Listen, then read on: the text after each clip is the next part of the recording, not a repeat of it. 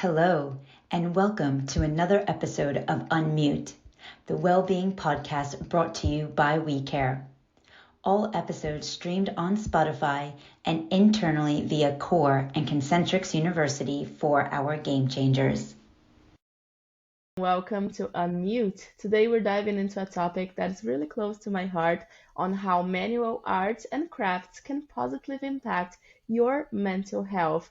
We know there's something really special about creating with your own hands that can bring both peace and a sense of accomplishments as well. So joining me is Teresa Velasquez, who has a deep connection with this topic. Teresa, thank you so much for being here. It's a huge pleasure. Thank you for inviting me. I'm super happy to talk about this topic always. That's our pleasure. And to start off, I'd love to hear a little bit about your personal journey with manual arts. If you could share some of how you got started and what drew you to it. Okay, so it's a long story, but I'll try to make it as short as possible. So my background is in clinical psychology. I have been working as a clinical psychologist for more than 10 years now. Almost 3 years ago, I joined Concentrix as a well-being manager, and our work here is pretty much aligned with some aspects of my previous working experience. So I've always worked with adults and people who undergone stress, like high stress levels, right? So I was working with addiction recovery in the past. Here at Concentrix, I am working with a completely different reality, but it has overlapping common points. So I work with frontline content moderators who are exposed to sometimes egregious content, which can lead them into having higher stress levels because of the imagery that they see on a daily basis. One of the things I have been learning, not just from personal experience, because I've always been fascinated by manual works. My grandmother used to do a lot of crochet works. She used to knit me dolls when I was a child, and I always found it fascinating. And my grandmother did this even though she got blind in her 40s approximately. So I'm sorry. she used to do, yeah, it was very unfortunate, but she was a very resilient individual. She never gave up on anything, and she continued to do crochet. So, for me, it always had this very emotional bond with manual activities because, I always looked up for it as a sign of resilience because of my personal family experience. And when I started to work with individuals who were, in my previous working experience, I worked with a population that was severely traumatized most of the times.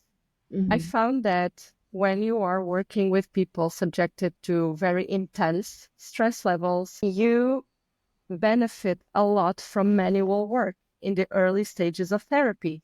Because when someone is actively experiencing the effects of trauma or high intensity stressful scenarios in their life whatsoever, one thing that helps to put our body at ease is having a manual occupation. So keeping your hands busy, we know this from common sense, right? And this can help people to lower their agitation, to lower their physical survival reactions, and then be more open to therapy, be more open to thinking about things, to work on things on a more emotional level, right? So we have to break this barrier first and then get people onboarded to have proper psychotherapeutical work. Here at Concentrix, of course, that, we are operating within a corporate setting, so I'm not doing formal psychotherapy. But some of the aspects, as I was saying previously, are overlapping, right? So when people are very stressed because of some kind of image or some video or some kind of content that they just watched while they are moderating content, it is very helpful to at least have manual activities available, right? Or try to promote the utilization of manual activities as a form of, or as a means to reduce their immediate stress levels, reduce the immediate activation.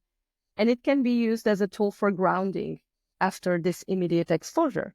So, I've been noticing that it's, people find it helpful to, for instance, coloring stuff like coloring mandalas is something that lowers your stress levels. I have a project that I can speak in more detail if you want to. It's called Knitting Hope. We had a volunteer I would group here love in that. I would love Porto. that. And basically, there are many strategies that can be utilized to promote engagement with manual activities that can actually benefit. And this is, backed up by research. It's beneficial for your mental health and for your emotional well-being to engage in this kind of activities because it helps to lower physical agitation and it makes you more open to psychotherapy or to at least, think about coping mechanisms that you can utilize to feel better after exposure here in the corporate setting, in the content moderation world. And yes, it is very, very useful. And it's incredible, and thank you so much for sharing that. It's incredible how using your hands can have so much impact on your mental health and your overall well-being state. I'm wondering if there's anything that you created with your own hands that felt therapeutic for you. How was it for you? What emotion shifts did you notice while seeing that? Absolutely, and it's always, I think that manual crafts have this incredible therapeutical potential because you are giving life to something, even if it's an inanimate object, of course, but you are creating something. You are putting a part of who you are in that object, right? If you are painting, you are creating something from your imagination or something that, you are investing in. And a part of you in a sense that, you go through the creative process, you go through a lot of different emotions, you translate those emotions into your art, like your manual work. A lot of you stays with that object, right? I think this is very therapeutical per se. But if I think about the stuff that I have been doing for the last couple of years is basically trying to include ecological awareness into the manual works that I've been doing. So Knitting Hope was about recycling plastic waste into thread and then creating new objects that would fit social purposes. For example, here in Porto, the volunteer group in our content moderation project that I work for, they created with me a set of document holders that we donated to a local community group that works with homeless population here in Porto. So That's this was a awesome. very big creative process that had links with ecological awareness and ecological action and also with social awareness. We went there. I went with one of the volunteers. We hosted a workshop with community members. Some of them were previously in a homeless situation, so it was an opportunity to exchange knowledge. Some people might even use this as a side hustle. So it's something that is very important to promote within our local groups and communities. And one of the things that particularly interests me in this kind of manual work is the generational aspect of it. Like I was taught by my grandmother and as an adult, I saw a lot of YouTube videos. I'm going to be honest because I didn't remember like most of it, of course, as I was a child. But my child sees me crocheting a lot. I make a lot of dolls for her. I have been exploring new strategies to recycle waste. Like I have a sewing machine and sometimes I have fabric straps. And I've been using this as stuffing for my daughter's dollies. And, I've been, That's so as I nice. do this process, thank you. As I do this process, I explain to her the importance of recycling, the importance of creating something with your hands, the importance of waiting for something and countering consumerism. I try to make the gifts that I offer to my family members. So, you can influence your local social bubble, for so to say, with this kind of stuff as well, which is also part of why I like manual work so much, right? It's good for my mental health and for my emotional health from a personal standpoint, because I also get to connect with others through the things I make, right? So, yeah, it's also a big factor for me. And that's beautiful. That's beautiful. Thank you so much for sharing. I love that you mentioned the generational aspect as well.